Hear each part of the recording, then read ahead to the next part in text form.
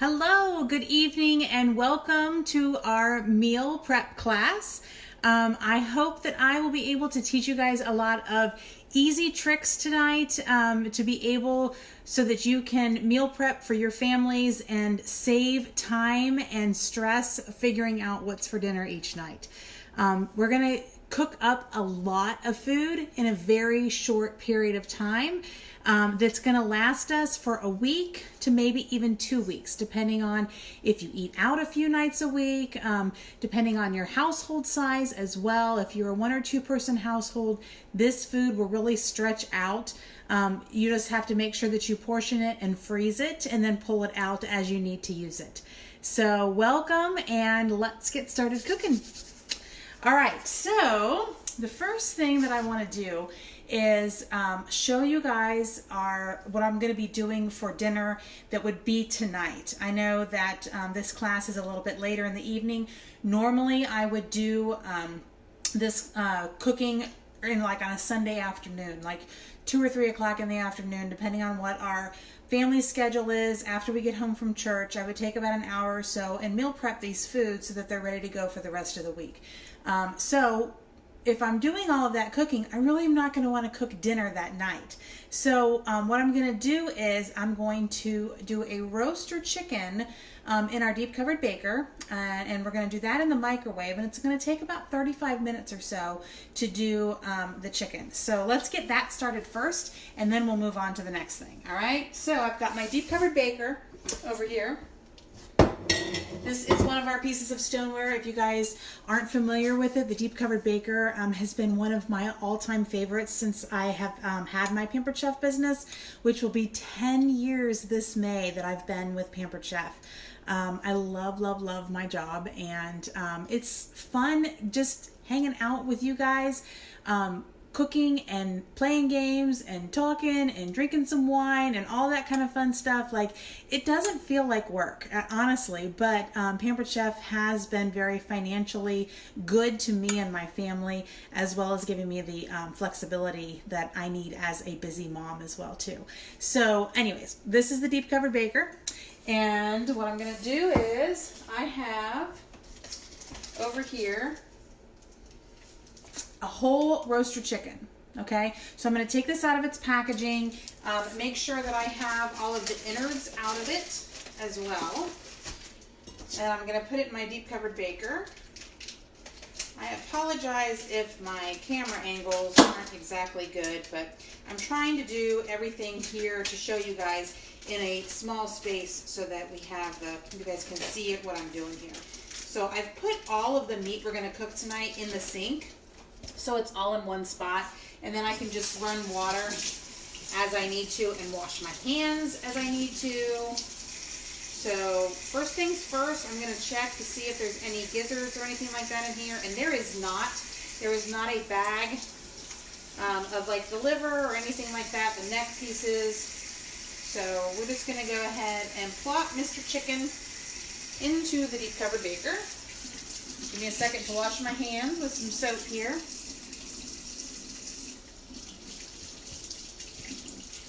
Always want to make sure safety first when we're handling raw meat. Okay. All right, so I've got my chicken in my deep covered baker, and I've got this one.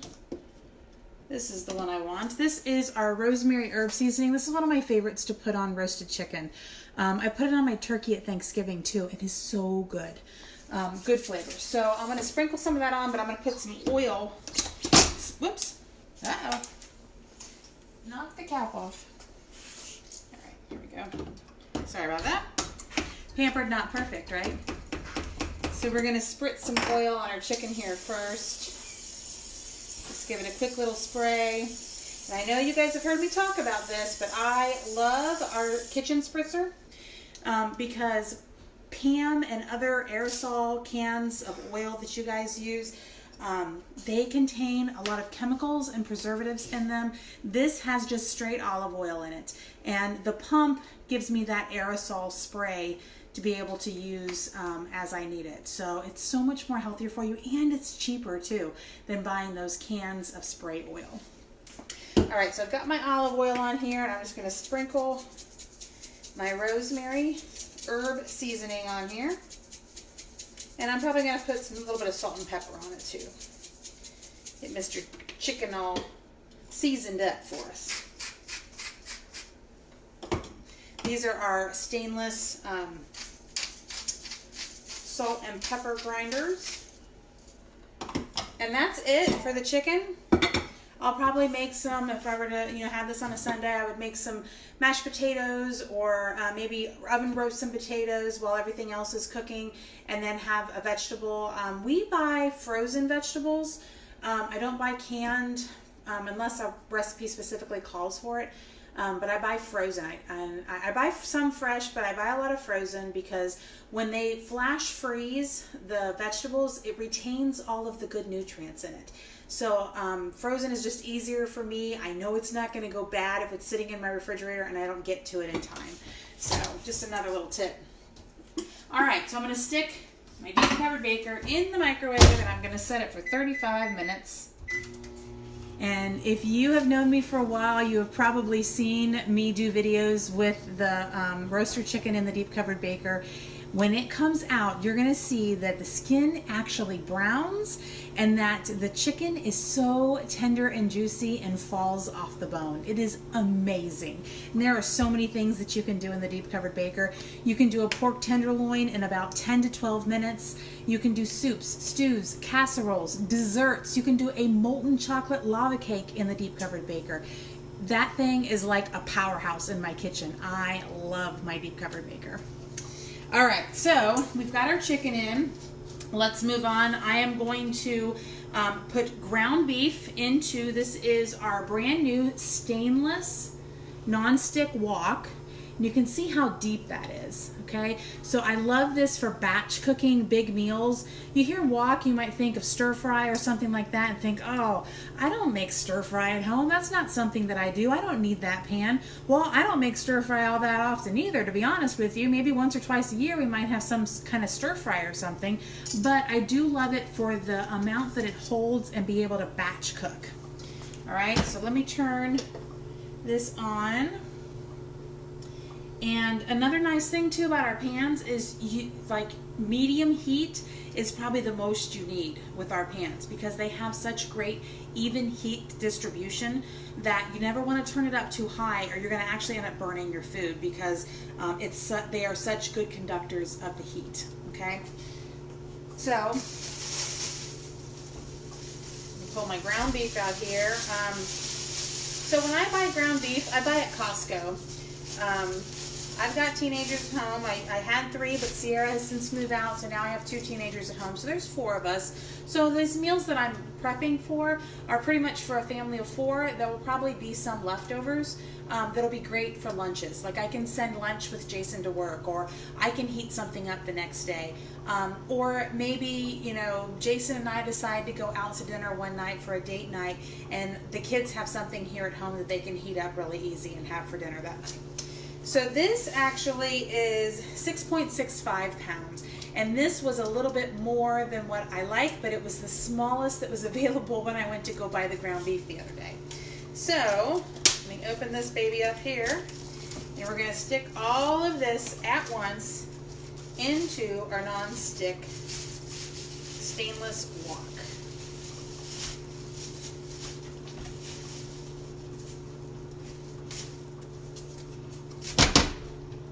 Alright, now as this cooks, I'm going to be breaking it up with our mix and chop to help kind of break up that ground beef.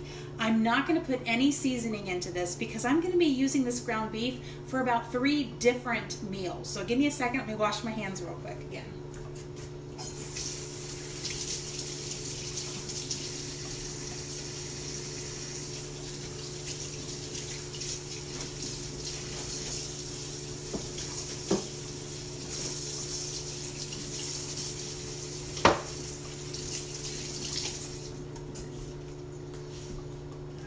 So this is heating up and it's going to start, you're going to see it, start browning, and we'll break it up as we go along.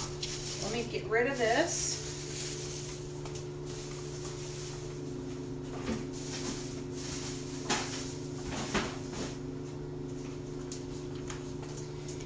All right, next thing we're gonna do is we are going to take a pork shoulder roast or pork butt roast.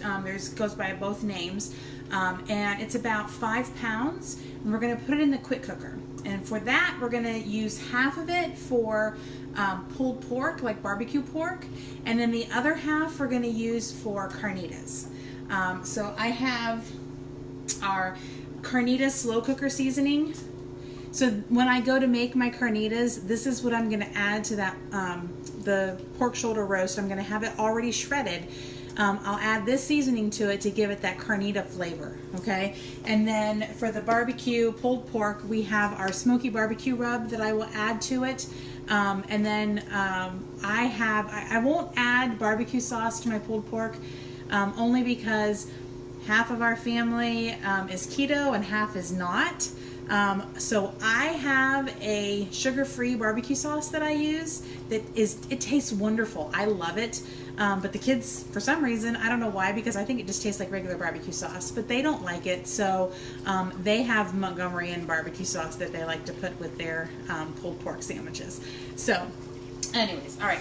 If you can hear that, the ground beef is starting to sizzle up. So we'll break this up in just a few minutes, but let's go ahead and get those pulled pork shoulder, or the pork shoulder roast into the quick cooker, and we'll do that up, okay? So Mr. Quick Cooker here, we'll take the lid off. This is the inner pot. So I'm gonna put, I cut this up into 2 pieces. This is the pork shoulder roast, okay? So I've got 2 pieces here, and I just cut it in half just to make it easier to separate. When this is done cooking, it's actually probably just going to fall apart. There is a bone in one of the pieces, and that bone is just going to come out as well too.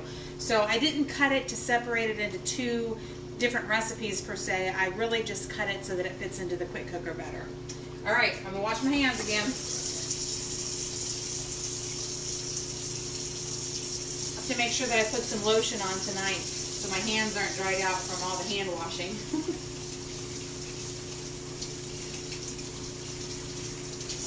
Once I get all this meat cooking, I'm going to show you guys how to prep some veggies and some cheese too. So be sure to stay tuned. This is going to take probably about an hour to get through everything. But like I said, if you take an hour on the weekend to meal prep all of this, it is going to save you so much time and stress during the week when it's time to cook dinner.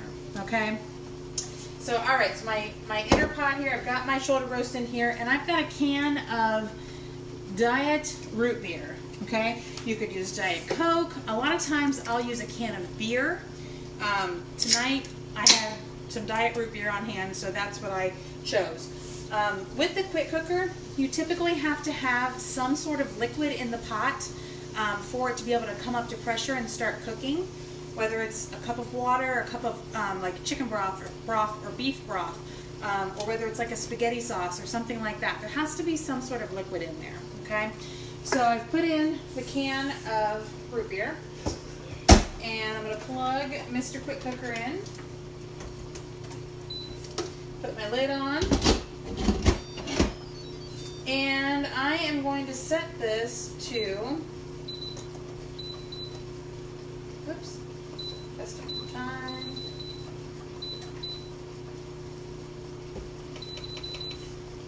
I'm going to put this at about 60 minutes. I want to make sure that it cooks all the way through and it gets nice and tender. Okay, so we'll go ahead and start that. It's going to come up to pressure. Once it comes up to pressure, it's going to start counting down from 60, so that way I know how many minutes left it has to cook.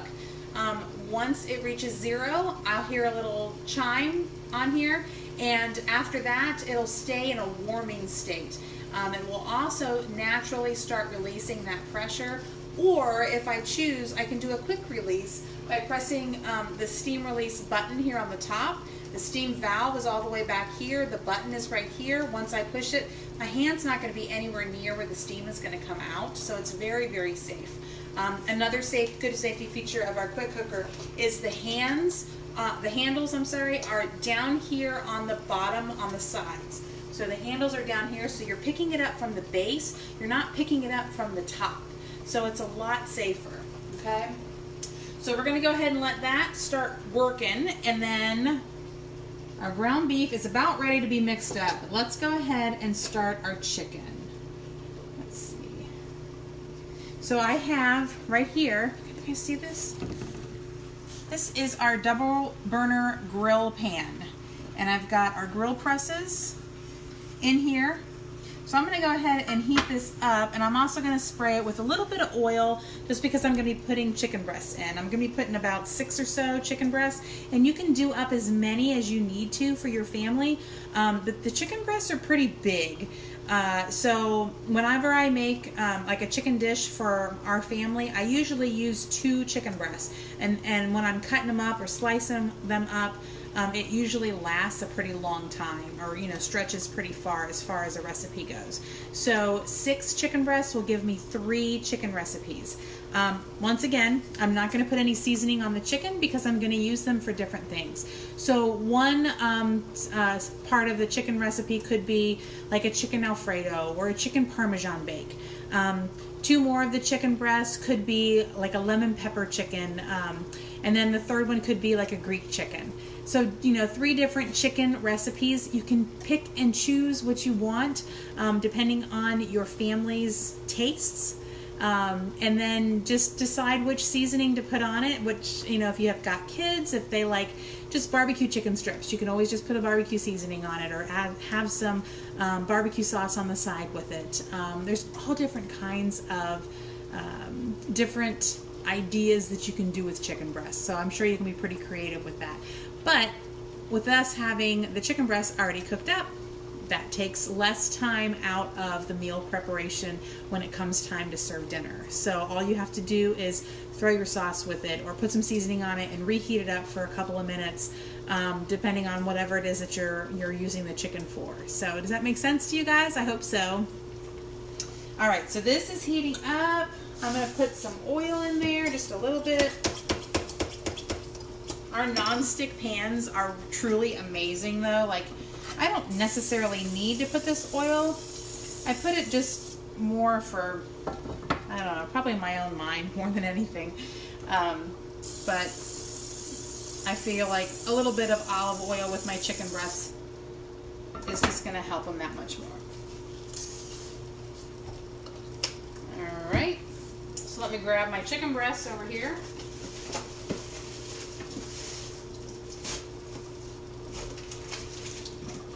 So once again, I shop at Costco. So Costco's chicken breasts, they come in a 6-pack. This is 3, and there's 2 breasts in each pack. So when I go to Costco and I buy the big pack, I cut half of it off to use half at once, and the other half goes in my freezer until the next time I'm ready to meal prep. So let me get these opened up.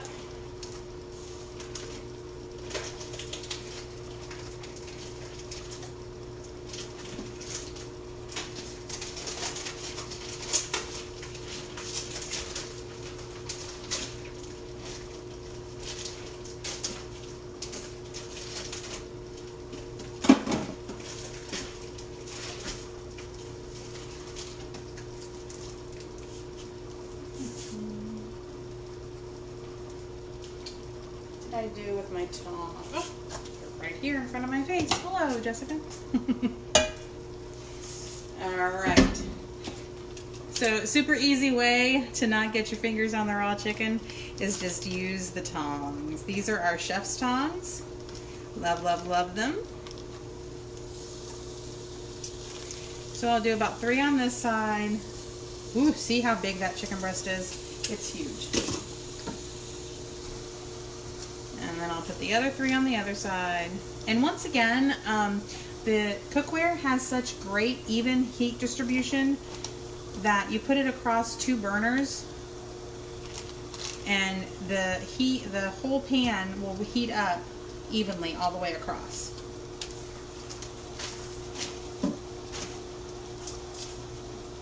Put the grill press on top. Grill presses are nice too because they help the food that's underneath cook evenly too. So, all right. Wash my tongs off since they got chicken juice on them.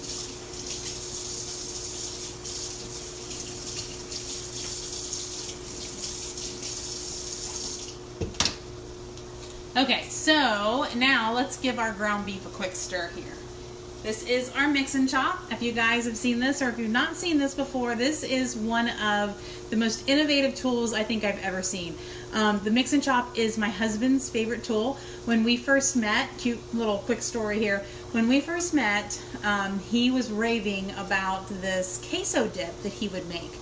And so we were getting ready, I think, to go over to his parents' house or something to watch a football game, and he wanted to make this queso dip to bring over there. And we were at my apartment, and he was using my non-stick pans to brown the sausage. He uses a zesty sausage in the queso dip, and he took this like metal spatula and started like hitting against the meat to break it up.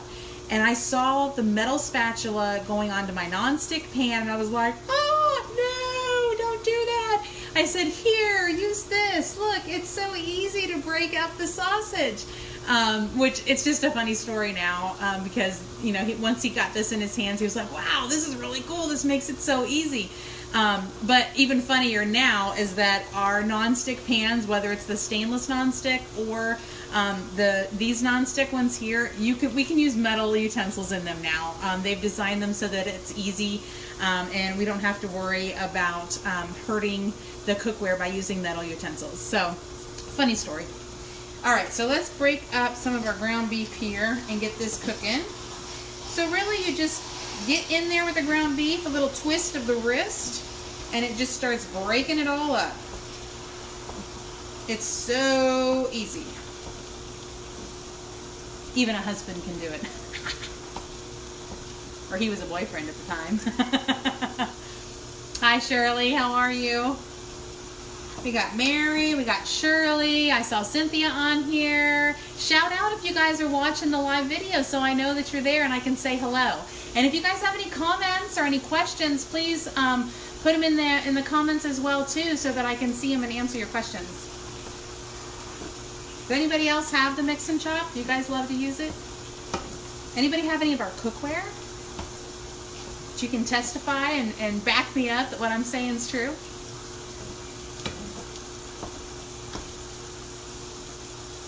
All right, so now we've got this broken up a little bit. We're gonna let it cook some more. As this browns, it gets so much easier to kind of break up with the mix and chop. So now let's move on to some veggie prep, okay? And for veggie prep, I like to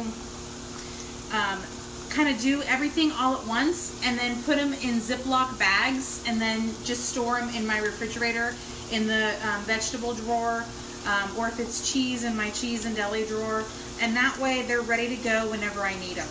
Okay, so I've got a few different things to show you as far as the veggies go. So let me decide what I want to do first here. I think we'll do the spiralize first. I'm going to spiralize a zucchini and make some zucchini noodles. Let me see what you guys are commenting here. Shirley says, I'll be up for dinner tomorrow night. Yeah, come on over. We'll have a lot of food. Cynthia says, I have bought the mix and chop for all 3 of my girls and my daughter-in-laws. Yeah, it is a great gift to give. I have people, a lot of times they'll say, Jessica, I need 3 of them. Jessica, I need 5 of them. Christmas is coming up. Birthdays are coming up. Weddings are coming up. All different kinds of things like that. That the mix and chop is just a great little tool to give people, and people will really appreciate the tool that you've given them once they understand exactly what it does. Okay, so this is our veggie spiralizer. This came out a few years ago, and this is one of my favorite tools too, because especially now being keto, like I don't eat regular noodles, so being able to make my own homemade veggie noodles quick and easy, and I know doesn't have anything added to it, no preservatives, no chemicals, nothing like that. Like that is super appealing to me. Okay, so I'll show you this little thing. This is the food will go in here. In this case the zucchini. We're going to do zucchini noodles. Those little spikes kind of go down into it. This little guard comes off, Okay, and then you can see the blade in there, and the blade will give you a like a ribbon noodle, or you can insert this little key into the side, and I'll show you in a minute. You guys see that? So one side, this side down the bottom, will give you thicker noodles like fettuccine, and these up here will give you thinner noodles like spaghetti noodles. I really like the fettuccine noodles the best myself. So I'm going to show you. There's a little spot in the back here. Let me see if I can see the camera. Right here that we're going to stick the key into. And I'm going to put this guard back on top because this will help me keep that key lined up the way it needs to be for when I lock it in place. All right, so I'm going to put the fettuccine noodle side up. Just stick it right in there. And then this little thing right here, I'm going to turn it to tighten it. There we go. Now it's not going to move around on me. Nice and secure. And then we'll take the guard off and put our zucchini in.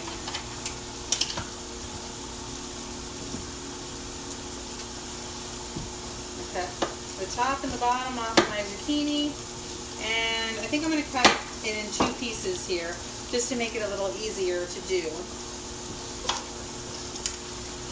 I'm going to try to do this so you guys can see it on the camera. So I'm just going to stick the middle of this right down. There's a little spike sticking up here. I'm going to stick it right down on top and then push this right down into it, okay? And then our noodles are going to come out the side over here. You guys see that? See how super simple this is?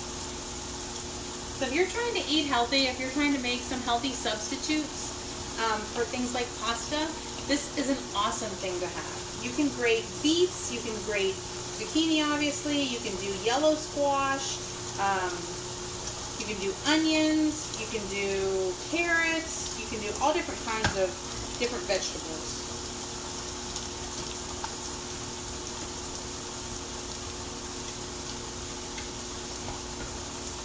And I'm going to use part of my ground beef for spaghetti this week, a spaghetti sauce. And so these will be my noodles that I will have with my spaghetti.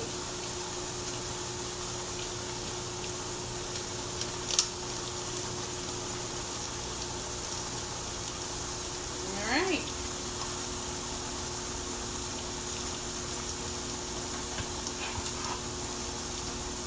So there are my zucchini noodles. I'm going to grab a Ziploc bag and throw those in the bag, and when we're done with this, I'm going to flip my chicken with it.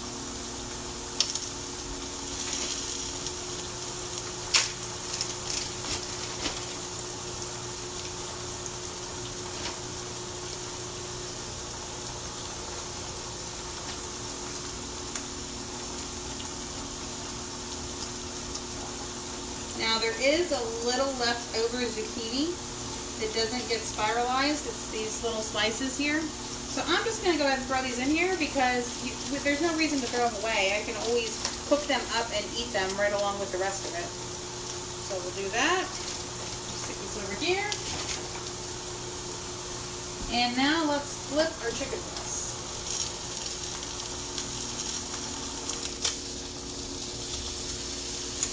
Can you guys see this? Oh, look at that. So easy. Look, do you see the grill marks on there? How it's browning? Same with these back here.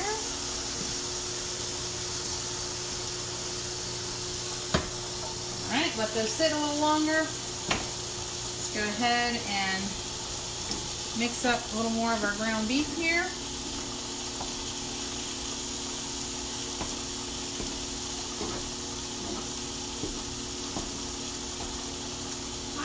The ground beef I buy at Costco has an 88-12 meat to fat ratio, so it's considered pretty low fat, and there's not a lot of grease to it, which is great. But when I'm done with this, I will drain all of the grease off, and I use my stainless mesh colander to drain the grease. I'll stick a bowl underneath to catch the grease, put the colander on top, pour all the ground beef in there and drain off all that excess fat, all that excess grease. All right, so this has got a good stir again.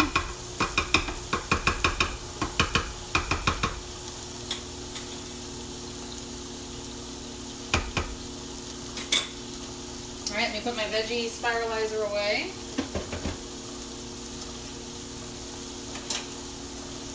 Let me give my cutting mat a quick rinse. Just had the zucchini on it. It wasn't like it was raw meat or anything, so I'm just going to rinse it off.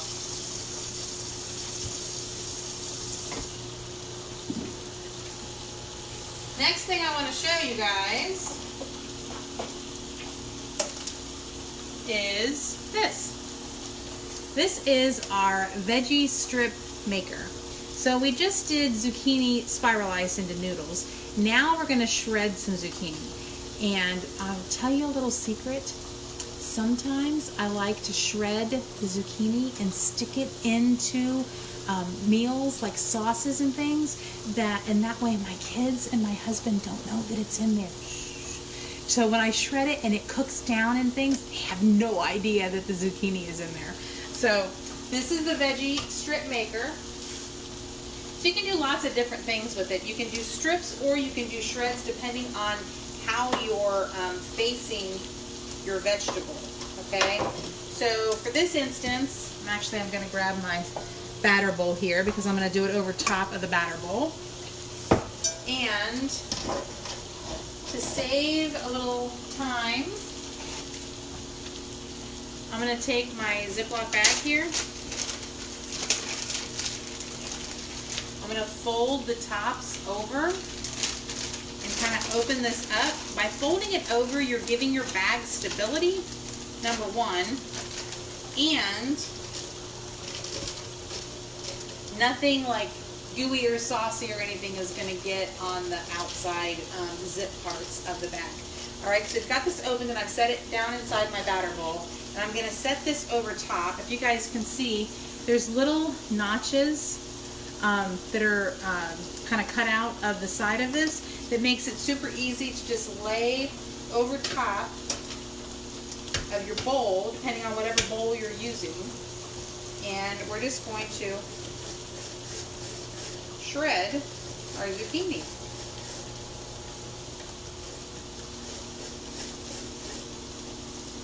And they'll never know the difference. And I usually do it down to like the seedy part. And this is a great little tool for kids to get involved too. If you've got little ones at home or grandkids at home, the veggie strip maker, it's not sharp, so it's not going to cut anybody. It's all just a piece of plastic, is honestly is all that it is. So I'm going to go ahead and do 2 zucchini.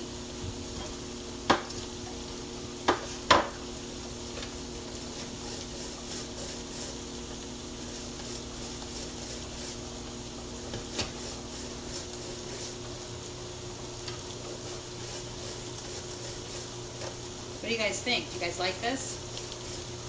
Pretty neat, huh?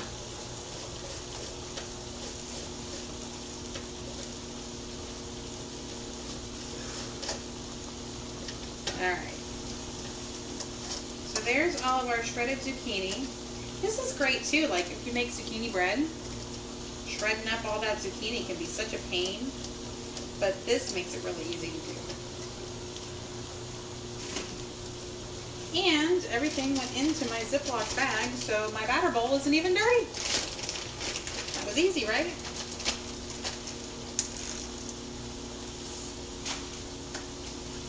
Okay. Next up, oh, you can see my quick cooker is now counting down, so it's come up to pressure for the pork shoulder. It's come up to pressure now, it's at 57 minutes left to cook.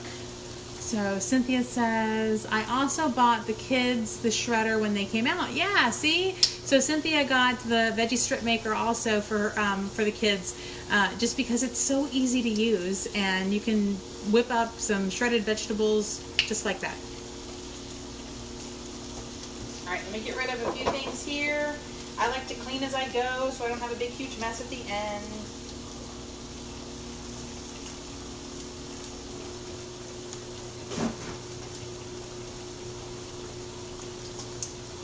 The next thing I want to show you guys is one of my newest favorite tools that we just came out with this spring. And I'll tell you what, if you are meal prepping, this is something that you have to have. Like, it is amazing at what it will do and how much time it will save you. Talk about a powerhouse in the kitchen. The new Quick Prep Food Grater is amazing. So give me just a second to get it out.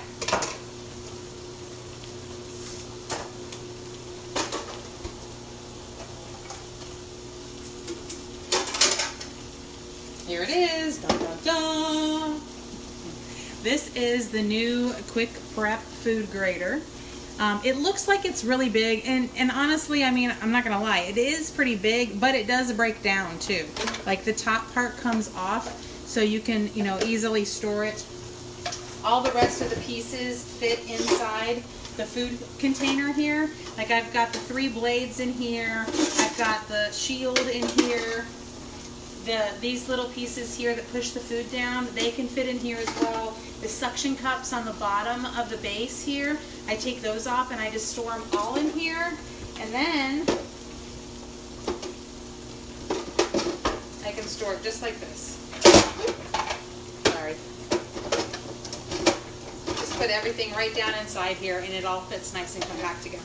So it just depends on how much storage you have. But honestly, I have been using this a lot lately. So it's been sitting out on my countertop or my kitchen table and used pretty often.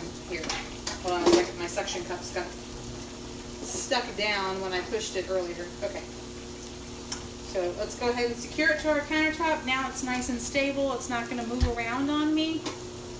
And I'm going to take my different blades out. This one here is the slicing blade.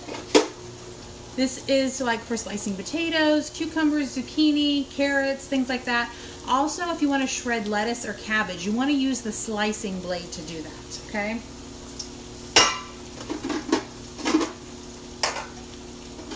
This next one here, this is the coarse grater, and this one is the fine grater, okay? So 3 different blades come with it.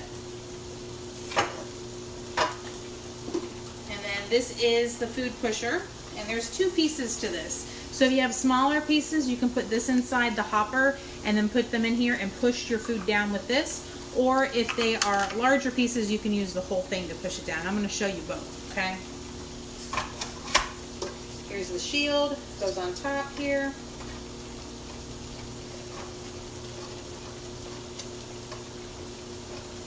It just fits right into the grooves. So the nice thing about the food container also is that, can you guys see this? I know it's kind of hard to, I don't really have anything to put behind it, sorry. So you can see 2 cups, 4 cups, 6 cups, 8 cups, 10 cups, and 12 cups. So it kind of gives you measurements on here depending, so that you can see like how much you're doing depending on your recipe of how much you need for it, which makes it nice. So, but in addition to this container, other containers will fit under here as well. You can use other bowls. The inner pot inside the quick cooker fits under here too. So if you're slicing up something or shredding up something for a recipe that you're going to make in your quick cooker, you can put the pot underneath here and it will catch it as well. I am going to give the ground beef another stir before we do something else. And I'm going to flip the chicken again. You see how our ground beef is cooking down?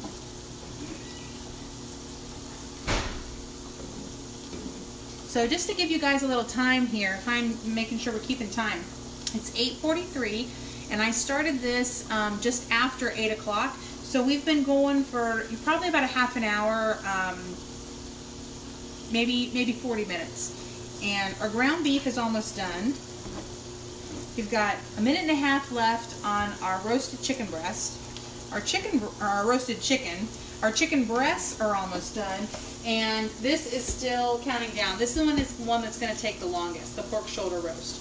But honestly, if you were doing it in the oven, it would take you several hours to cook that pork shoulder roast. And this gets it done in an hour. So let me get this mixed up a little bit more, and then we'll flip our chicken breasts, and then we'll do some stuff with our quick prep food grater. My new BFF in the kitchen.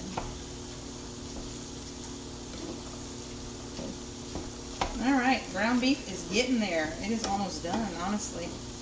Still a little pink, so we want to make sure that's cooked all the way through. Okay. Let's flip our chicken breasts.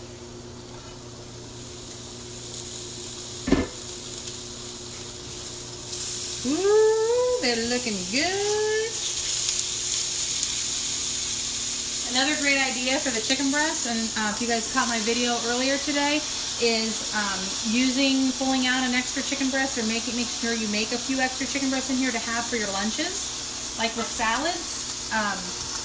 And I did the lunch hour fajitas with a small chicken breast today, where it only took me a few minutes using the breakfast sandwich maker, some sliced peppers and onions, and a little bit of Tex-Mex rub, and chicken breast, and then I had fajitas for lunch today. Alright, chicken is done. I'm going to let this sit in here for a few minutes until we have some space cleared, so that I can take it out and show you guys that delicious chicken, okay? So let's put our blade in first. I'm going to use our slicing blade, okay? We're going to slice up some cucumbers. I have one more zucchini to slice up, and we're also going to do some lettuce and cabbage as well too, okay? So, to put the blade on so that you don't take a chance of cutting yourself on the blades, hold it with a dish towel, and you just simply stick it in here, and if you take the little food pusher out, you can see right down, and you can line it up, and then you just turn the handle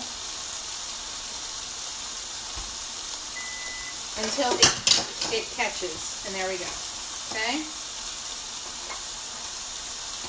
I don't think I had that snapped on all the way before. There we go. Alright, so we'll put our container under there, and the first thing we'll do is some carrots. Took my cutting mat away, so let me pull out a little cutting board here real quick.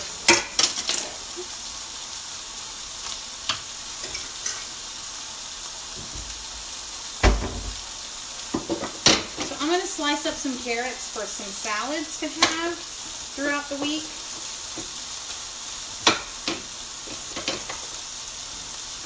So what you're going to do is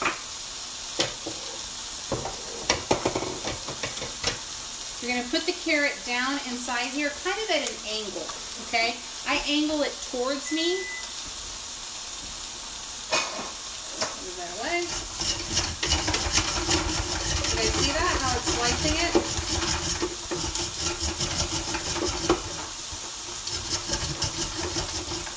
Nice slices to the carrot. Oops, I dropped it. Now I'm going to take that food pusher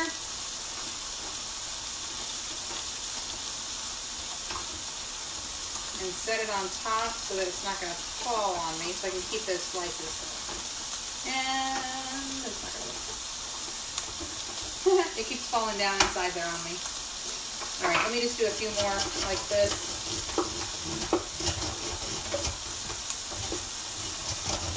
There we go.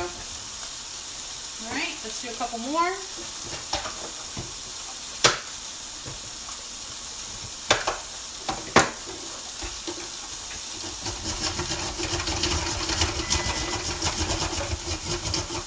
You can also shred carrots too. In fact, I'm going to keep one of my carrots to do shredded, because if you guys have seen my other post, you know that I love to do egg roll in a bowl. And I have started, instead of buying bags of coleslaw for it, I've been making my own mix, because it's just cabbage and shredded carrots. That's all that it is.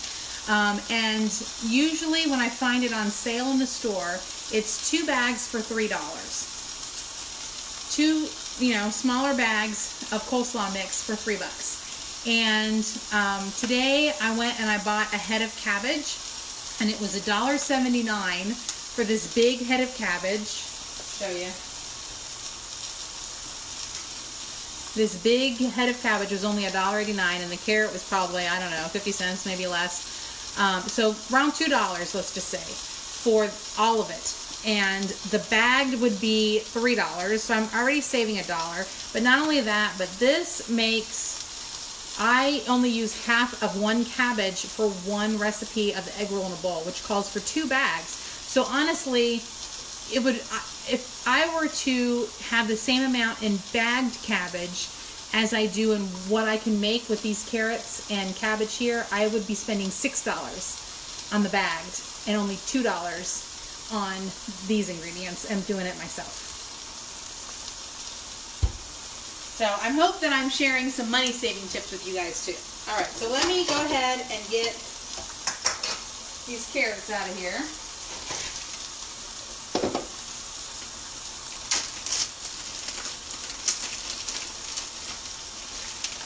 I love using the Ziploc bags for food storage. I think I got that when I was doing freezer meals. Just made it so easy. All right, so here is our sliced carrots for my salads this week.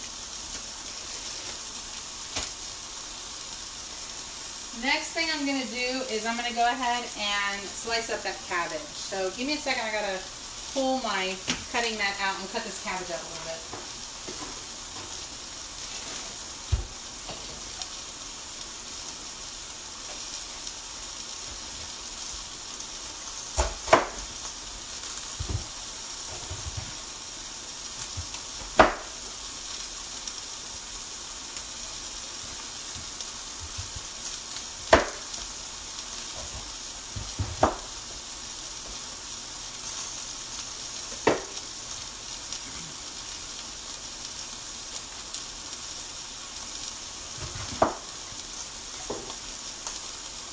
Alright, so here is one of my pieces of cabbage.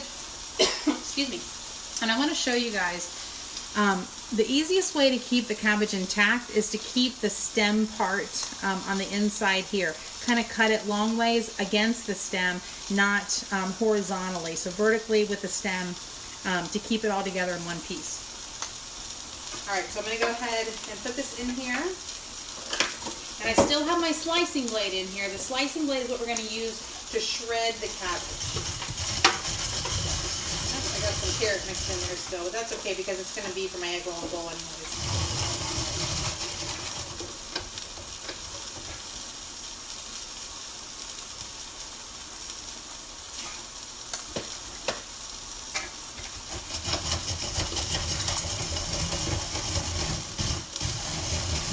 You guys see how easy this is shredding? It really is. Just, and it's fun. It's fun to do.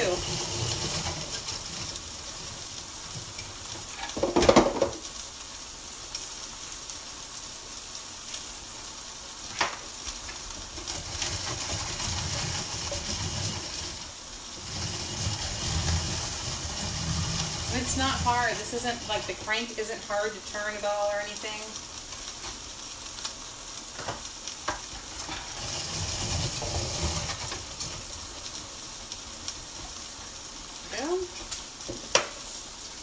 One more section here.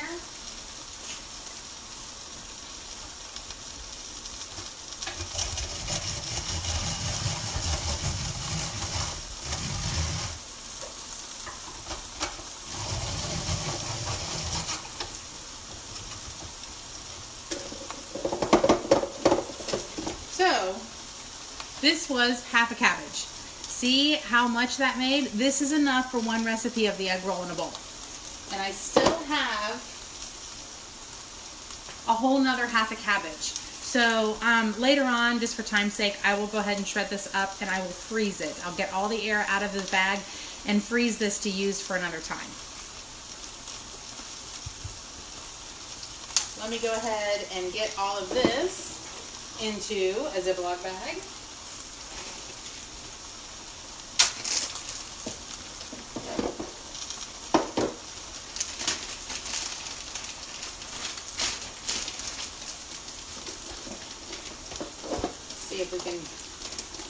slide this over top and dump it in here easy.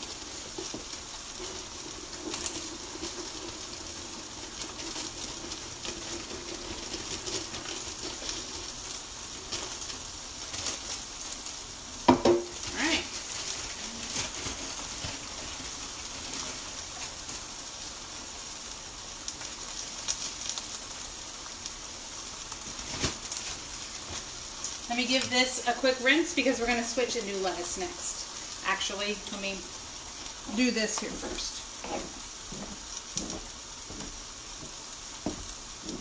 Mix up our ground beef. It is about done. I'm hardly seeing any pink anymore.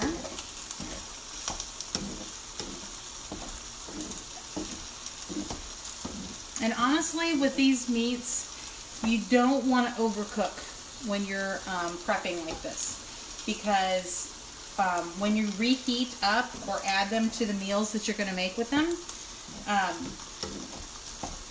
you don't want them to dry out. So undercooking them just a tad is probably actually best. Okay, so I think our ground beef is done. I'm going to go ahead and turn the burner off. Let's look at the chicken real quick here. We might have to flip these one more time. Yep. You see how they're getting nice and brown? Look at that. Isn't that gorgeous? Love our grill bans.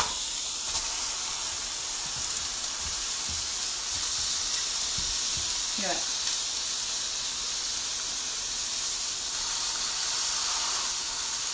I'm going to go ahead and turn the burners off on the double burner grill pan and just let it finish cooking the rest of the way. And that way it'll also start cooling down as well too. And it'll make my pan really easy to clean.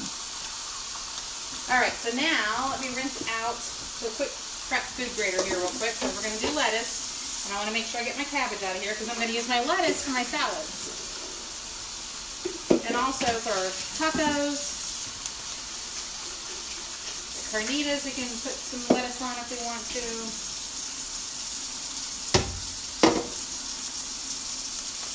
Where did my towel go? Alright, so take this off. Again, you hold it with the dish towel and you turn the crank the opposite way. And it just comes right off.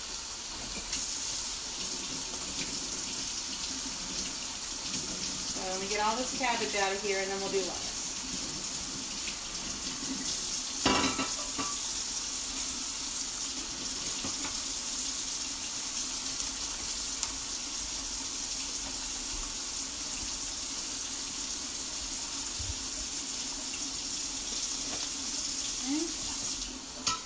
Put the blade back on.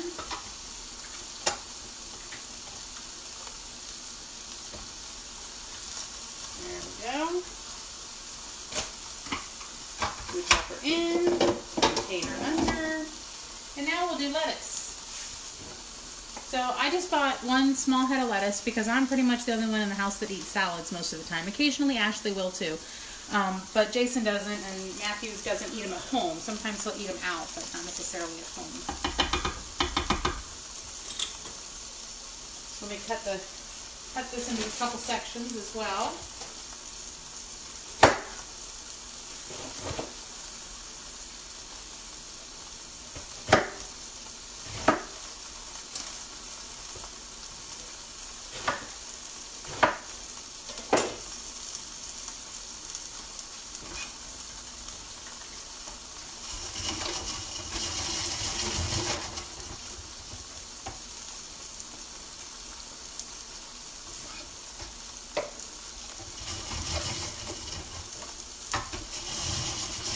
Just scrunch up, really easy, super nice.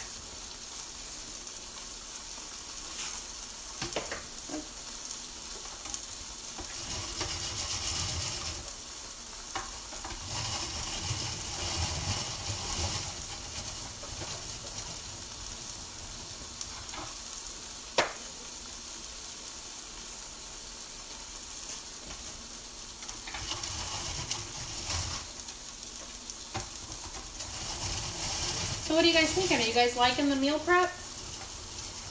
Does this seem like it's pretty easy enough for you guys to do? I'm telling you, it's not hard. It's really just a matter of taking that time, and it's not even a long period of time, and it's going to save you so much time throughout the week that you're going to thank me and say, why didn't I teach this to you sooner?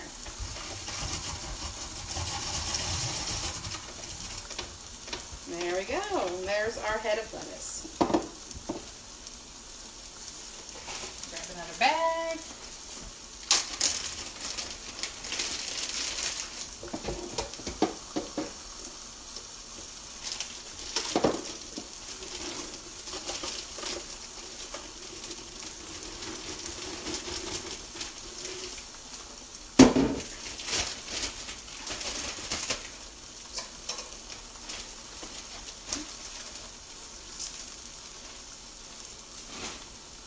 All right.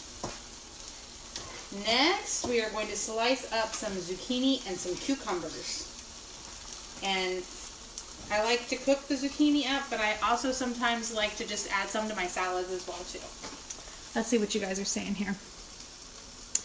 Shirley says, you make it look so easy. It is easy. It's not hard, I promise. It's so easy, and the Pampered Chef tools that I have, that's really what makes the big difference. If I had to chop and cut all this stuff by hand, it would take a long time, and it would end up hurting my hand. I'm sure I would develop arthritis in my hands if I had to do that all the time. So Pampered Chef, really, I am pampered. My kitchen is very pampered, and I absolutely love it.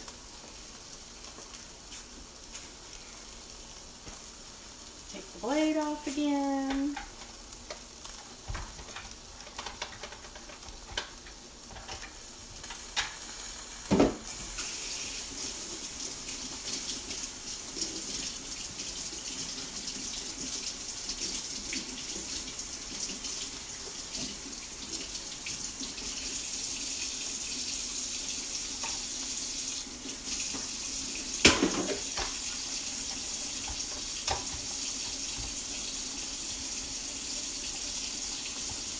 Go. I'll rinse out my food container.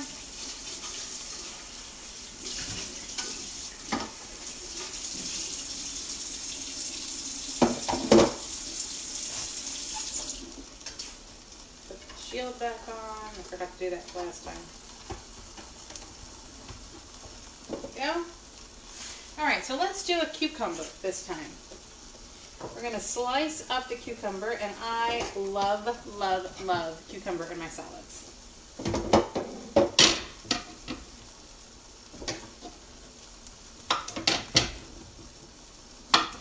Let me see if I can find my vegetable peeler here, and we'll make it look a little fancy, okay? So I'm just going to peel a few strips off of my cucumber.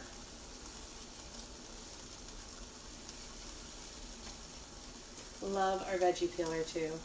I've heard the veggie peeler is a lot of people's favorite things. Alright, so now we got a little fancy cucumber here. Let's go ahead and start slicing this baby.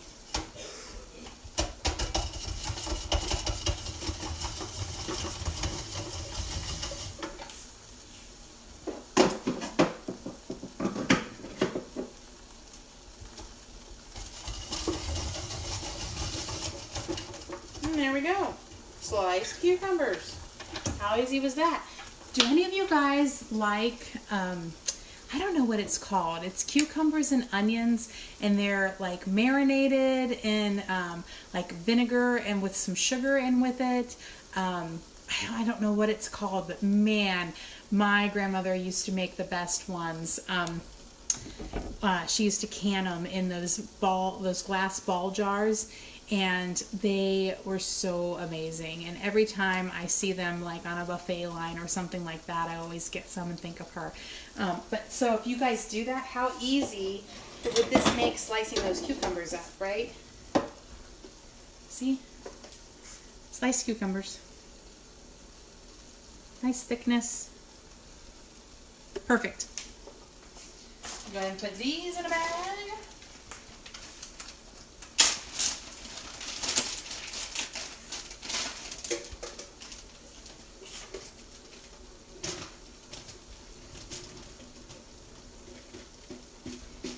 we'll do some zucchini.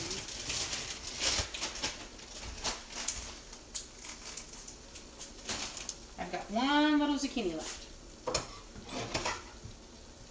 And I'm not going to bother to take the blade out this time, only because cucumber didn't really make it dirty, and it's not going to really bother me if my cucumber juice gets on my zucchini. If it bothers you, you can take it out and clean it.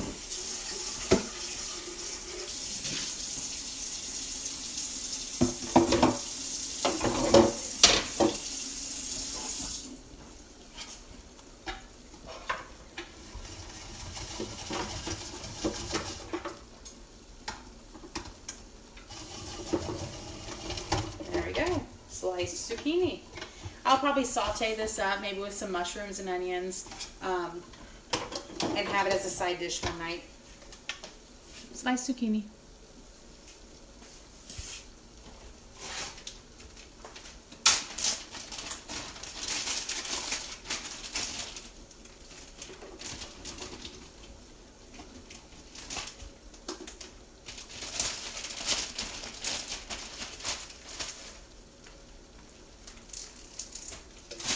Okay,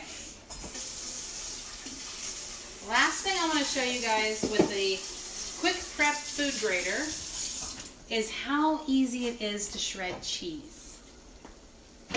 My family goes through a lot of cheese. We love cheese. So I am going to switch the blade out,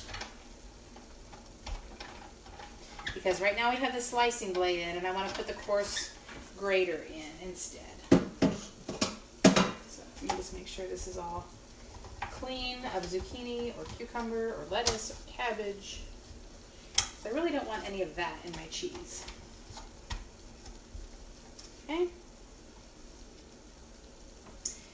And I'm going to put the coarse grater blade in.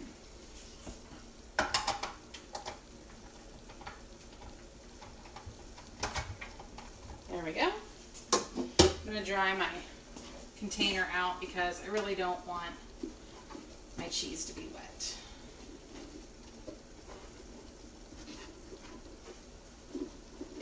There we go. All right, let me grab my cheese. I kept it in the refrigerator because I wanted the block to stay hard, to be easier to shred. Another little tip too, especially with softer cheeses, stick them in your freezer for a few minutes to get them nice and hard, and they'll be a lot easier to grate than if they're soft and gummy, okay?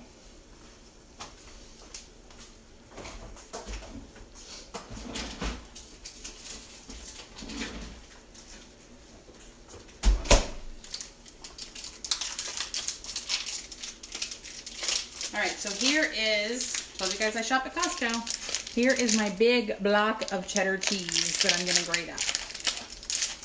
Let me get this opened up.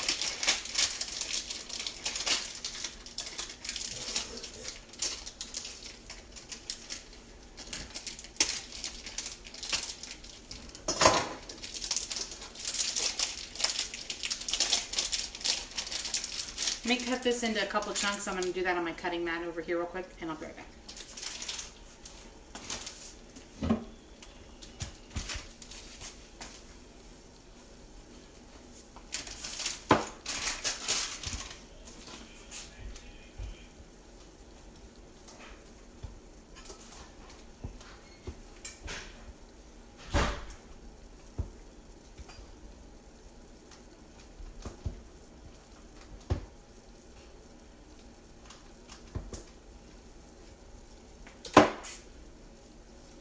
Okay, so here's our cheese. I've cut it into 5 bigger chunks, and I'm going to go ahead and stick my food hopper in here, the pusher in here into the hopper, and I'm going to leave the bigger piece in and the smaller piece out, and I'm just going to stick this in here and just start shredding.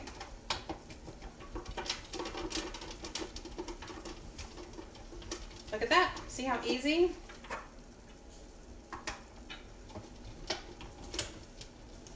Just press firmly down and pump the crank, and the crank is not hard to turn at all. Super easy. Okay, 1 chunk down, 4 to go.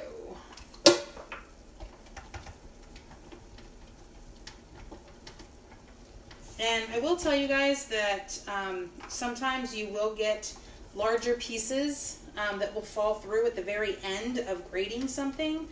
And that is absolutely normal because there is, and I'll show you an example. One just popped out here at the very end. Right here. See this piece? Because if you think about it this way, the plastic casing that's around the top and then the blade is in the middle. There is a little space between the blade and the plastic that, because if it were up against the plastic, it would be grating the plastic, and we don't want that. We don't want pieces of plastic in our food.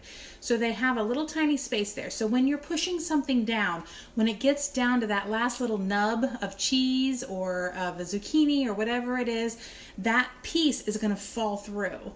And then you can just take all those pieces together at the end and stick them together and grate them again. Or my dogs love cheese, so this is a little treat that I give them. Or my husband loves cheese. If he's standing around here while I'm cooking, I'll say, here, honey, here's a piece of cheese for you. And he loves me. So just know that when you get the quick prep food grater and you get these pieces in here, you're like, oh man, it didn't get grated. Well, it's normal. It's absolutely normal, and you should expect it, okay? So, all right, 3 more to go. 2 down, 3 to go.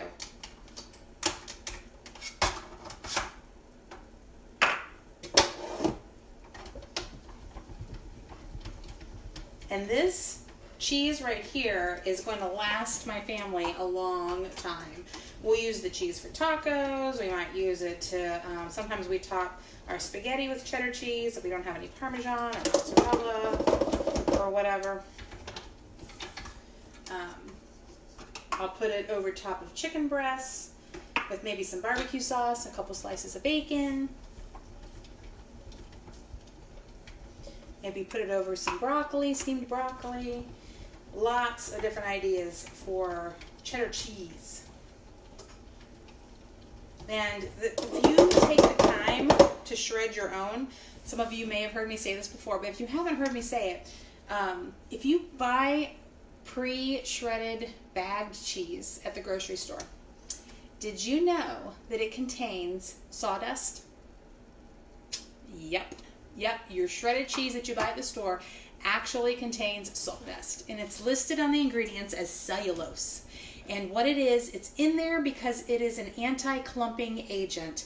It keeps the cheese particles, the little slices, the grates, separated so that they don't clump together. But I don't know about you, but I really don't want to put that in my body when I can grate it myself and not have to worry about that.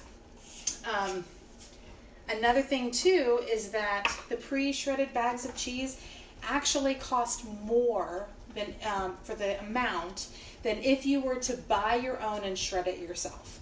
So you're saving money too. So not only are you saving yourself from the preservatives that are added, the anti-clumping agents that are added, but you're also saving money as well too.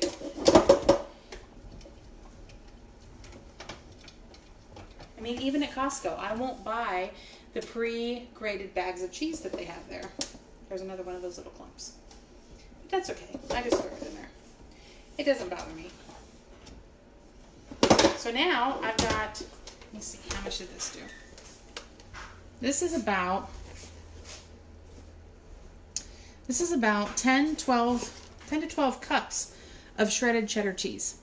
So that's a lot. So I think it's like 2 cups are in a regular size bag of shredded cheddar cheese. So one of these big blocks made, 5 to 6 bags of shredded cheddar cheese. And this cost me $4.99 at Costco for the block of cheese. Versus, I don't know how much you'd pay for the bag cheese because I don't buy it anymore. But I can guarantee you, you're saving money. Alright,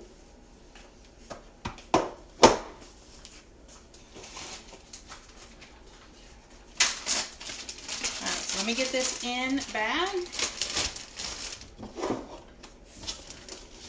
And I'll get this in the fridge.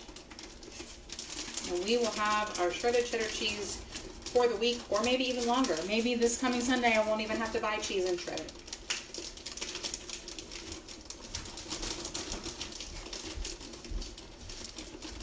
This made a lot.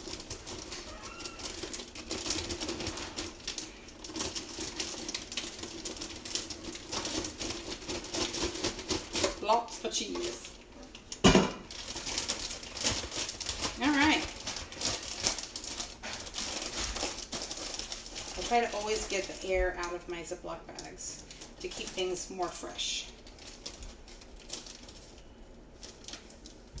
And just so you guys know too, a couple little tips when it comes to the meat that we've been cooking. This meat will stay good in your refrigerator as long as they're cooked for about 5 to 6 days. And then if you are freezing it in your regular refrigerator freezer, they will stay good for 3 to 6 months. And in a deep freeze, it'll stay good 6 to 12 months. So if you end up cooking up meat and then you end up, deciding, oh gosh, we're not going to use all this, throw it in the freezer and keep it in there and have it ready to go for a time that you do. I know for us, and just being totally honest, like sometimes there is more a month at the end of our money on occasion. And, I'm like, oh gosh, I got to make sure that I'm budgeting the grocery bill right. Well, if I have some frozen foods, I can just pull those out and use them easy. And I'm not having to go to the grocery store and spend money that we shouldn't be spending. But we all need to eat, right? So just a little tip there. All right, so let me get this out of the way. Our pork shoulder roast has 21 minutes remaining, so we're getting close. I'm not sure if we'll be able to finish, if we'll be able to be on here live still when that comes out, because I know this is probably running pretty long. We're about a little over an hour into our food prep right now.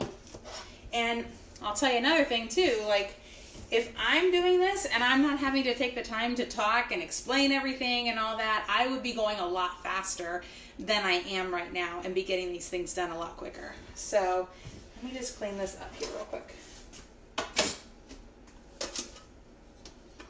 And then I'm going to drain the ground beef and get my chicken breast put up.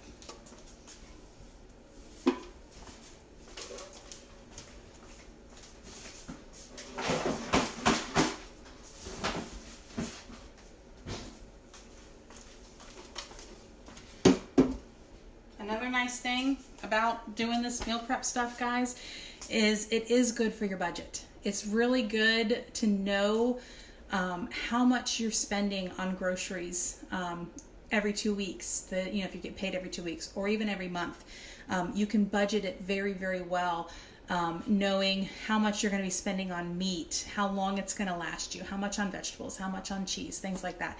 And you're eating fresh foods, guys. You're not eating that processed stuff that's just loaded with all kinds of junk that's not good for your body.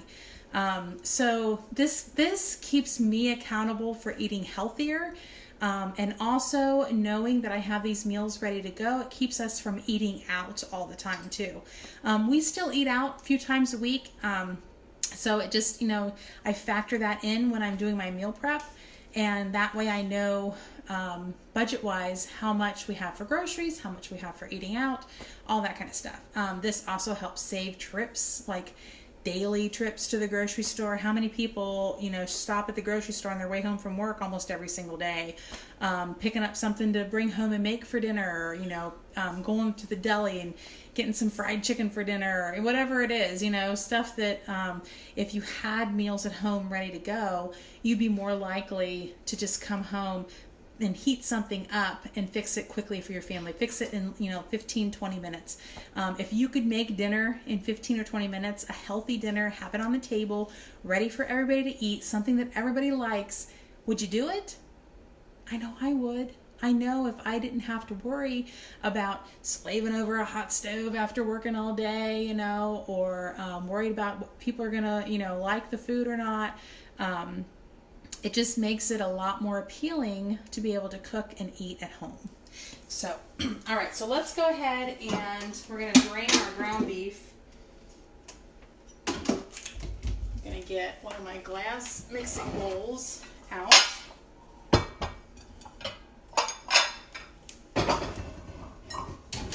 And my stainless mesh colander. And I'm going to set it down in my sink, and then I'm going to take my stainless nonstick wok with the ground beef over to the sink and dump it in to drain the grease out of the ground beef. So I'm not sure that this is something you guys will necessarily be able to see, but I'm sure that you can get the gist of it. It's nice too because it has the other handle on here, makes it easy to pick up.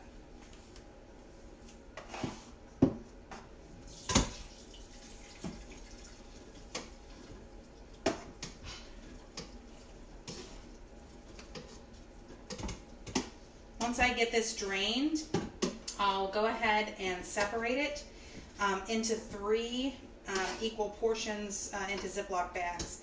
And then I will have this ground beef ready to use for spaghetti sauce, for tacos, for stuffed peppers, sloppy joes, all different kinds of things that you can make with ground beef. Beef stroganoff.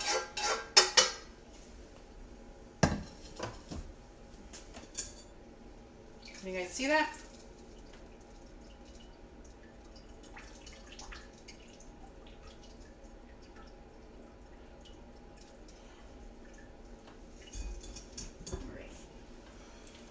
There we go. Now I get my Ziploc bags. And I'm going to go ahead and open these up and turn the sides over just like I've been doing all along.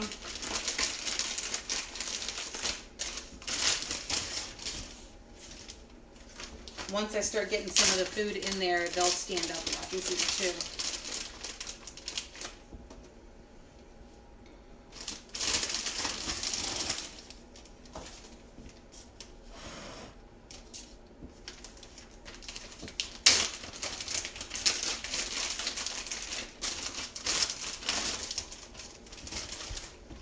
Okay, so again, this was just over 6 pounds of ground beef, so it's going to be a little over 2 pounds in each bag. And like I said, depending on your household size, 6 pounds could be 6 servings of ground beef, depending on how much you need. All right, so there's one.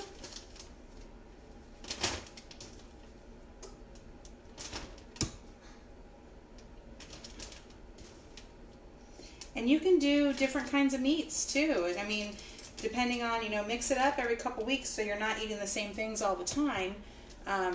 You could do ground turkey. You could do pork chops. You could do pork tenderloin. There's all different ways and recipes and ideas to be able to mix up your family dinner time so that you're not stuck in a rut, you're not eating the same things over and over again, and the kids are going to say, oh, we're having that again. I mean, that's the worst, right? Sometimes you're having that again because it's easy, not because you necessarily wanted it.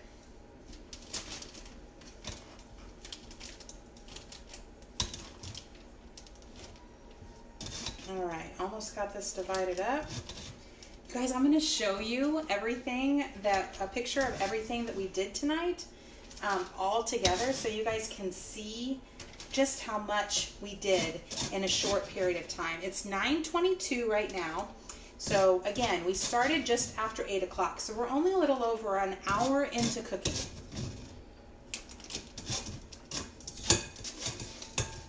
All right. So there's our ground beef. And I would highly suggest with the meats, on the white part here on the bag, writing the date that it was cooked on it so you know how long it's either been in your refrigerator or your freezer. And that way you can tell if it's still good or not. Hopefully the point is to be able to use all of this stuff within a week or two's time. So you won't have to worry about if it's been in there for too long.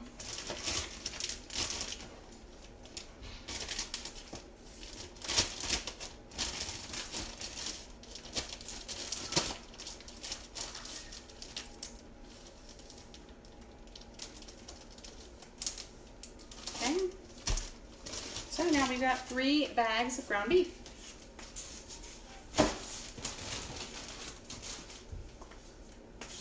Now for our chicken breasts, I'm actually going to grab quart-size bags.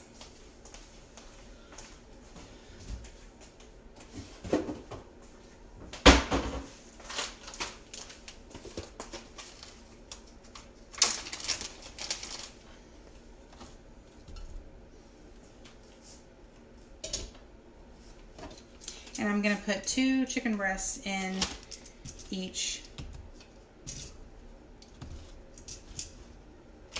bag.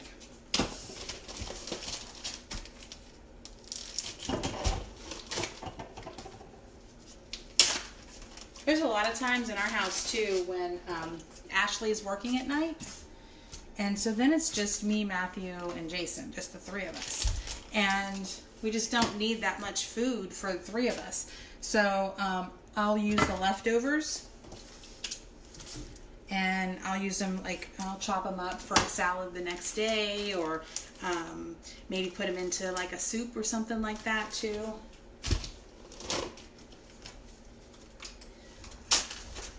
And like I said, these breasts can sometimes be ginormous. So literally, like, this one is so big, it would feed 2 people. This would feed both me and Jason. And Jason's a big guy, right? Okay, so now we've got 3 bags of chicken breasts.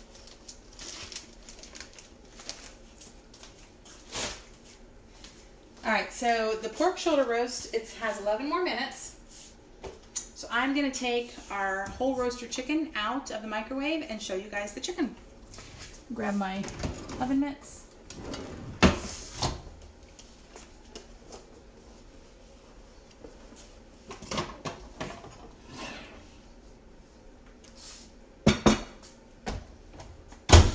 You ready? Ta-da! Look at that. See how it browned up and it's nice and juicy and tender. This is what I would serve for dinner on the night that I do the meal prep. Just because all I had to do was just throw it in the microwave and it cooked on its own while I was doing everything else, and then I don't have to worry about dinner that night. Just to show you guys how tender this is. Like, see how I'm just like pulling that off? Look at that. See how juicy and tender that is? It just literally comes right off. If there's leftover chicken breast, it's kind of like a rotisserie chicken, right? So I can use that to make chicken salad up, like as in like making it with mayonnaise and so forth. I could use it to put over top of salads. All different things you could do. You could put it on sandwiches. So lots of different uses for leftover roasted chicken as well too. So let me put the top on this, and if we had enough time tonight, there was one more thing I was going to show you guys. So while we're waiting on that to get finished, I'm going to show you the egg roll in a bowl.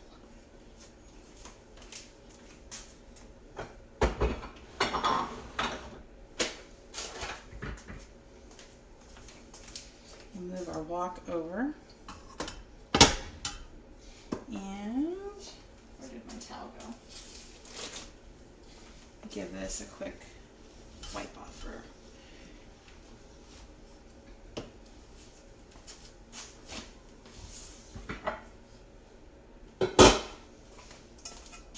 the egg roll in a bowl is a great leftover recipe.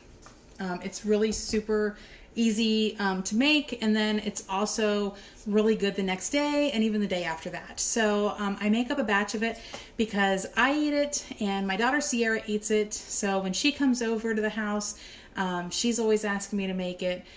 Jason, he's okay with it. Matthew's okay with it. Ashley's okay with it. It's not their favorite meal, but I love it. So if I just go ahead and make up a batch of it, then I have leftovers to eat for lunch as well too. So let me show you. Turn the stove back on here. I gotta get a little bit of oil.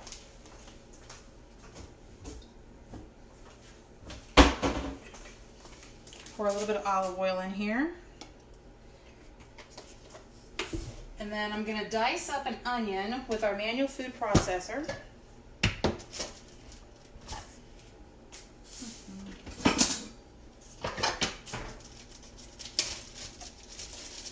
I used this onion earlier today to make my chicken fajitas. I just needed a few slices of onion for the chicken fajitas. So I thought, well, I'll just go ahead and throw the rest of this onion in the fridge and use it to make my egg roll in a bowl. But I also wanted to share with you too that a lot of recipes will call for diced or sliced onions. And you can always, when you're meal prepping, do your onions up ahead of time as well too. And that way they're ready to go when you need them. You can just keep them in a bag in the fridge.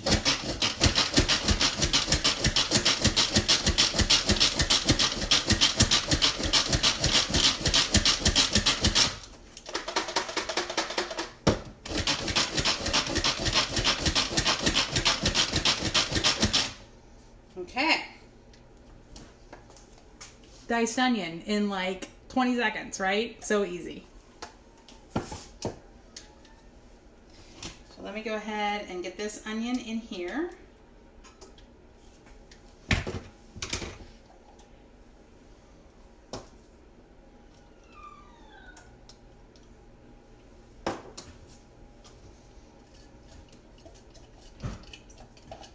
I've made this recipe so many times, I know it by heart.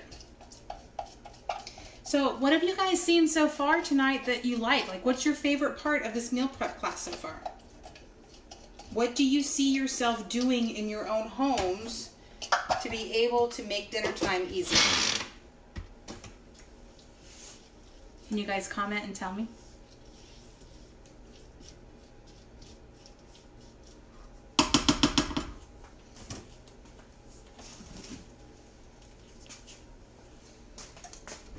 I'm waiting.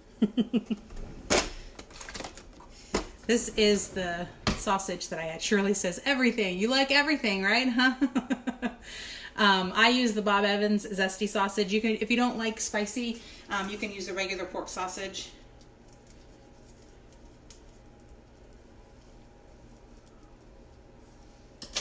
These sausage wrappings are like one of like my most unfavorite things to take the meat out of.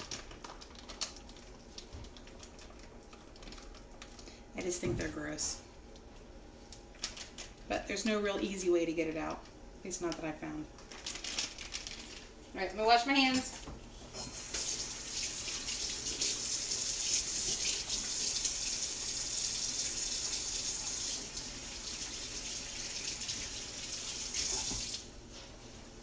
Alright, so we've got our onion in here and our ground beef. And get a clean mix and chop. This was a special mix and chop that we had. See how it's pink and gray? This was one of our Help With Cancer items that we offered. I believe it was in May originally, but it's been around a couple times. So in May and in October, we do a fundraiser called Help With Cancer, and we offer pink products, and $1 from each of those products is donated to the American Cancer Society, and it goes towards research and early prevention programs. So I love how our company gives back. I think it's amazing, especially most, not all, but most people in Pampered Chef are women, and cancer is such a prevalent thing in all of our families. We probably can say at this point in time that every single one of us has been affected by cancer at some point in our lives. Whether we've had it ourselves, whether a loved one has had it, or a friend has had it. Unfortunately, it's just what life is today. But it's wonderful that there are programs out there that are working to help prevent and cure cancer. So I love that our company gives back to that. So Cynthia says, gonna have to go back and watch some of it again. I missed some of it taking care of the granddaughter. But I love it all. We have 11 children. Oh my gosh, Cynthia, I didn't even know that. And I used to be really good at doing meal prep, but know that most of the kids are gone. But now that most of the kids are gone, I have gotten away from doing it. Good motivation to do it again. Good. I'm glad that this has been motivating to you. And maybe it's something that you can pass on to your kids as well too. And they can start meal prepping for their families. All right, so let me get this sausage ground up here, again with the mix and chop. I've got the onions in here.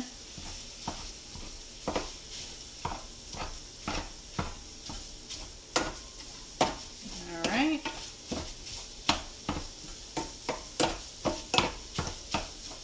We'll let that brown a little bit.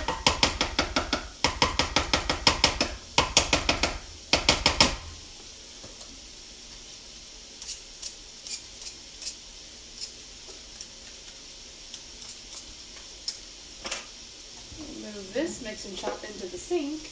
And put this one over here now. All right, I'm gonna go grab a red pepper and our sauces that we'll use to make the egg roll bowl sauce, and some green onion. Be right back.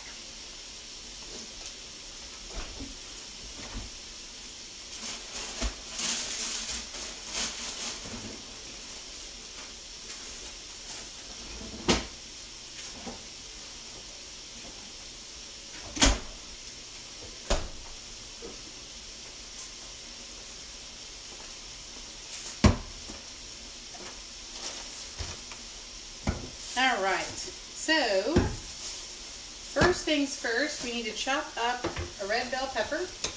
And again, like the onion I used earlier, this came from the fajitas I used today.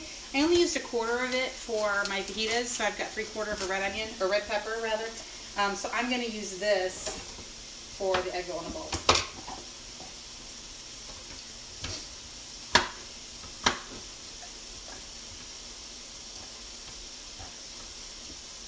And we're going to get this all nice and chopped up, just like we did the onion. I didn't even bother to rinse out my manual food processor, only because it's going right into the same spot. Oh, so our timer just went off on the pork shoulder roast. All right, so we'll let that sit a minute. It's going to start, actually the number is going to start counting up, and that just means that it's on warming. So it switches from cooking to warming, and it says it right here on the face. I know it's kind of hard for you guys to see it being so far away from the camera. But it'll sit on warming, and it'll start naturally releasing the steam. And then when I'm ready, I can go to it and finish releasing the steam by pushing the button. Okay? So let's finish getting our red pepper chopped up here.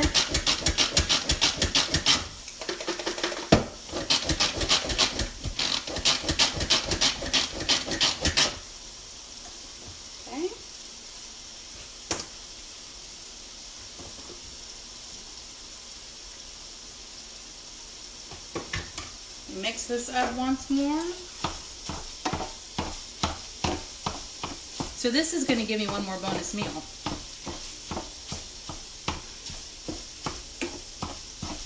So with all of this, let's recap all that we've done.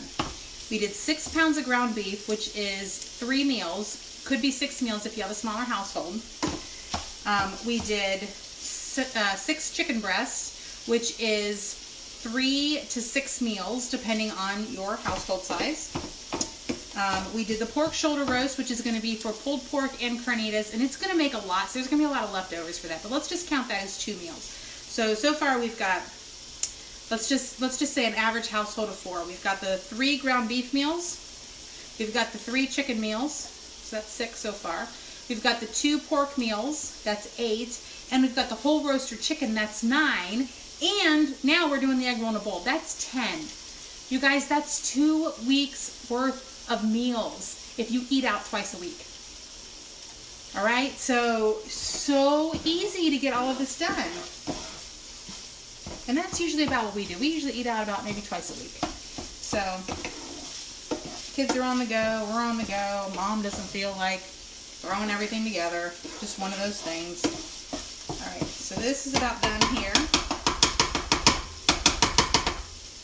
This is our 12-inch nonstick pan. If you guys haven't seen this yet, this was the stainless nonstick. This is the regular nonstick, and our handles are removable. How cool is that? There are no rivets on the inside of our pans. I was at Costco the other day, and they had stainless pans that they had somebody there trying to sell that looked almost identical to this. And what I've found is that the company that is selling those at Costco, they have an older patent of this technology. It is not the newest version. Pampered Chef has the newest version. And if you look at theirs, there are rivets inside of the pans. Ours do not have rivets, which is really, really nice when it comes to cleaning, okay? All right, so let me go ahead and get my peppers in here.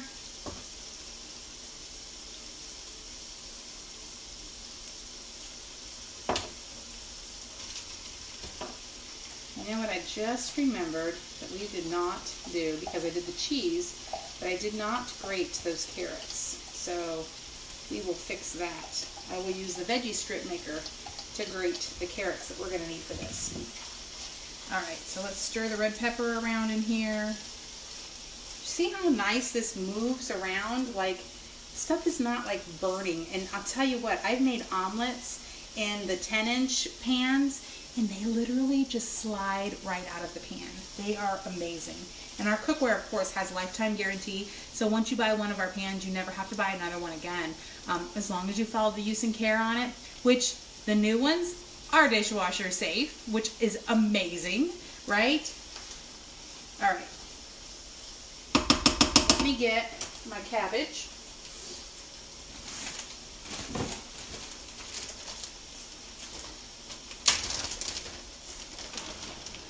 And remember, this was only a half a head of cabbage.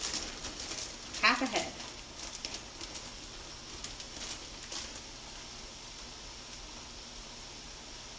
Spread that out a little bit, and I gotta shred up a carrot real quick.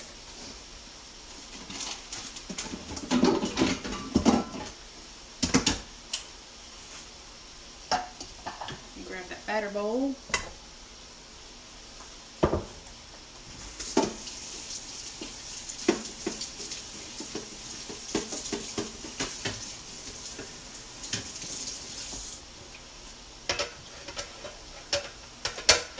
Okay, carrot, right?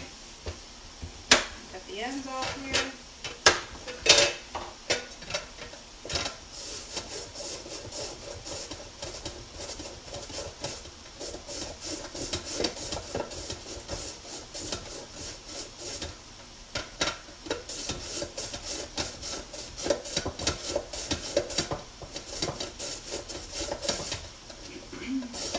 Super easy, super quick.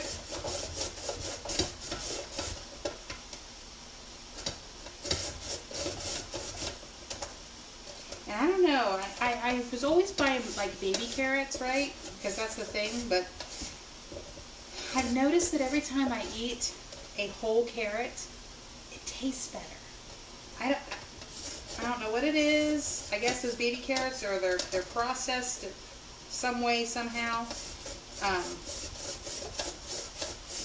But a whole carrot like this, especially organic ones, they are delicious. All right, there we go. Good enough. Let me go ahead and mix my carrots in here. That's all the coleslaw mix is, guys, is cabbage and carrots. So why not just make it myself and save some money? All right, grab the lid.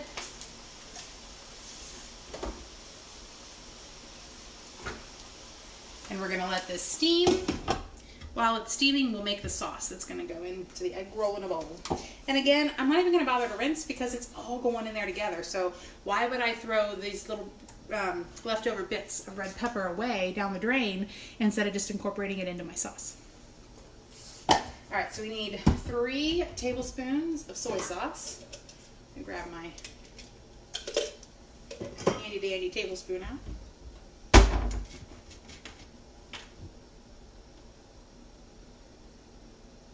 This is my 3-2-1 mix, I like to call it, because I do 3 tablespoons of soy, and it's a low sodium soy sauce.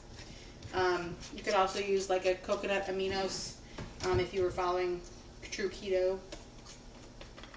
And then I do 2 tablespoons of sriracha, which, if you don't like it, it's spicy again. You could do 1 tablespoon, or you could even leave it out, although I think it gives it really good flavor when you add it in.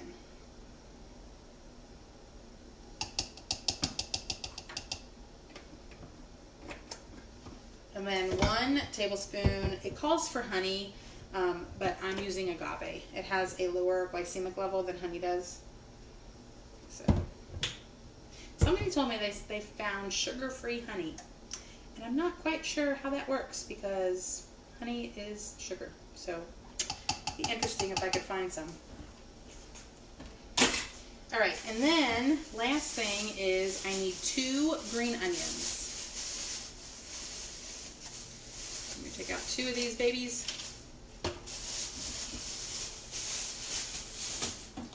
Rinse them off.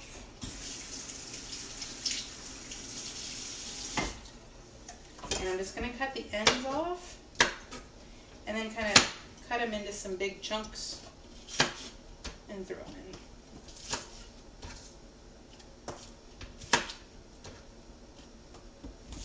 There we go. Put the lid, the Manuel on, and mix, mix, mix.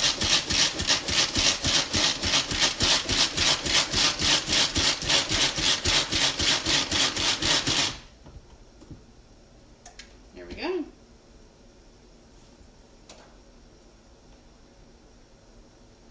There is our egg roll in a bowl sauce.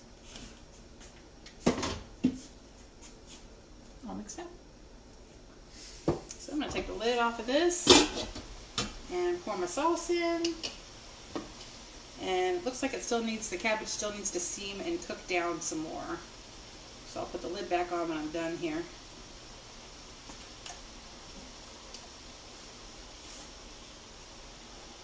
I'll make sure that we mix all of this goodness in.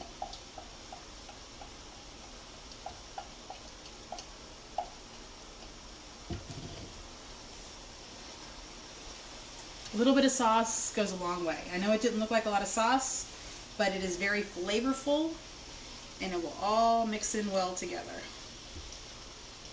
See?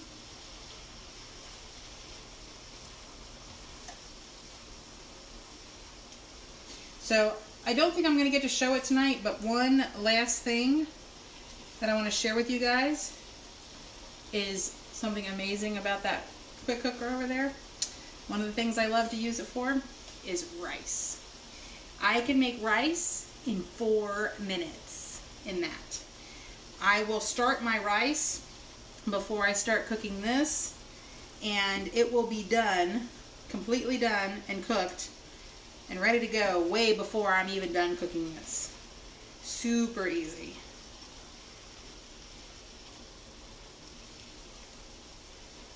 All right. Turn this baby down to low. I'm gonna put this lid back on here. Okay.